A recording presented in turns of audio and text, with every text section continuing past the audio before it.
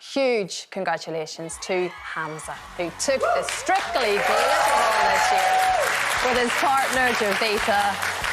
Absolutely beautiful moment. And didn't Kay look amazing? Yeah, let's just put that out there. Look at her. She found her inner strength on the last day of Strictly.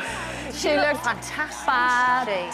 Yes. Fabulous. She seemed more confident, didn't she? Absolutely, that's it. She loved every moment of it on the last day. But a huge well done to Helen Skelton as well, of course. There she is, she's fantastic. Helen Skelton, of course, she wowed the crowds on Saturday. She had spoken about losing her confidence after the breakup of her marriage. And she had this to say to her partner, Gorka. The biggest and kindest and best thing anybody can ever do for somebody. You put faith in me that I didn't have.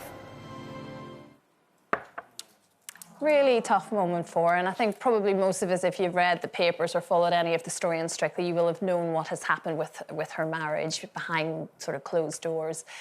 So do you think it is inevitable that you just lose yourself a bit after a breakup, Brenda? It's a natural thing, and then it's a big, brave thing to put yourself out there the way that she has done. It is a natural thing, but I do commend her and I applaud her for getting up and doing her thing. And that's how I was kind of raised. If, you know, there's been so much bad things that can happen, and in the face of adversity, you've always got I've been taught and raised to pick yourself up, dust your shoulders off, and on the outsides, no, you know, you just act like, not act like nothing's happening, but you don't show what's happening. You leave that behind closed doors. Obviously, it's come out publicly. This is another thing.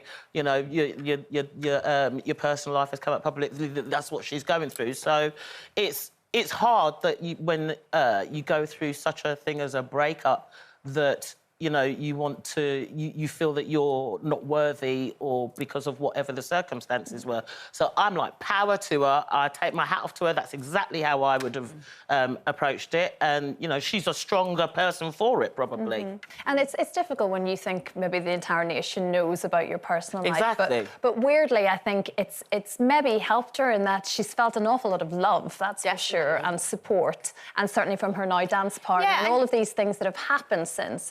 It's been a positive end to the year. Yeah, and you could see it from like her first... She's been brilliant from day one, to be honest. Brilliant. She's been really good. But you could see the confidence building as she went along. And then that final show dance... She totally did that for her ex-husband. It was fantastic. She looked fantastic. She was sexy. You could see it in her face. It was like, look at me now. Yeah. And I think that's the best form of anything, of getting over anything, is to find your happiness again.